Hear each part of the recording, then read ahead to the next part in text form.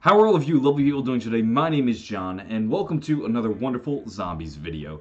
Today's video is going to be a little bit low tech. I'm in the process of moving from my home to my university, so I am not at my normal setup. I'm at my laptop today, and if you could see onto the floor, there'd be boxes and stuff with my setup. So today's a little bit low tech, but I hope you bear with me. I wasn't intending on making a video, but there's been a cool breakthrough in the zombies community, and I wanted to take the time to talk about it in this video. So remember this cipher from DE.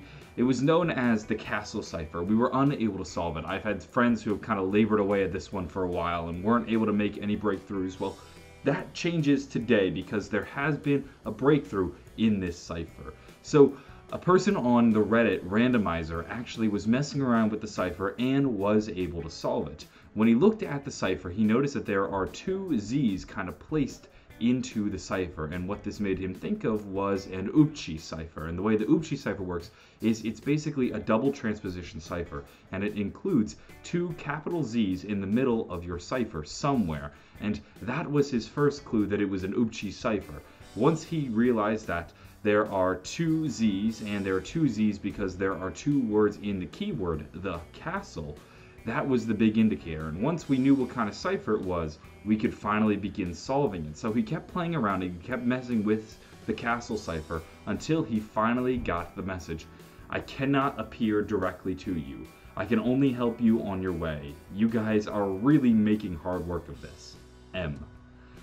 Now, you know, after Revelations, after having Zombie Chronicles, after meeting Monty in GK, it's not that special. In fact, this is very reminiscent of a GK quote where he says, I can't really help you, I can only give little nudges. And then you hear him in Revelations talk about how hard of work this is and how much we're making this much more difficult, and now we're not really his first choice. So it's a little bit disappointing almost a year and a half later since this cipher has been released to get this message, but it's still kind of cool to have this breakthrough in a cipher. It's neat because we still have so many ciphers. I think there's a good 9 ciphers left in Black Ops 3. Well, there's 9 ciphers in Revelations. There's plenty more in Black Ops 3 that we've yet to solve, and to have a little breakthrough like this is exciting. Just think of it at the time, the conversations we could have had. This would have been our second reference to a character named M. It would have seemed as though he was working with us, even though we hadn't been really directly working with him yet. Like, we were aware of Monty, and we were aware of a character named M, and we knew his work would be undone, but we didn't know what that work was or how he related to our characters, whether he was good or evil. He was just there. And then as time went on, we began to learn about Dr. Monty, and he was revealed a little bit under a year ago. So just think if we had solved this cipher a year ago and then we started to learn more about Monty and finally had met him, then it would have been really cool.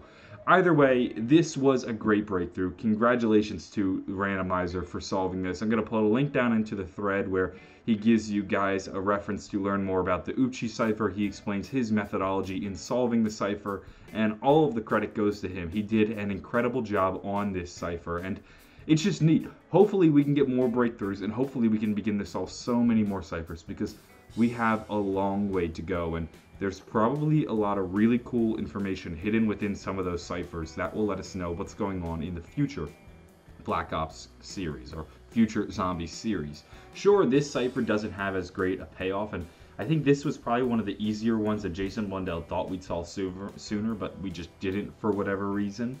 And that's why the payoff isn't as great, although it would have been better maybe a year ago. That's the tricky part about this cipher. You can put a cipher in, and maybe Jason wants us to solve it in 6 months, and then next thing you know, we don't solve it until a year and a half later. That's just how this works. Either way, I'm going to go congratulations to Randomiser for solving this. Have a wonderful day, and bye.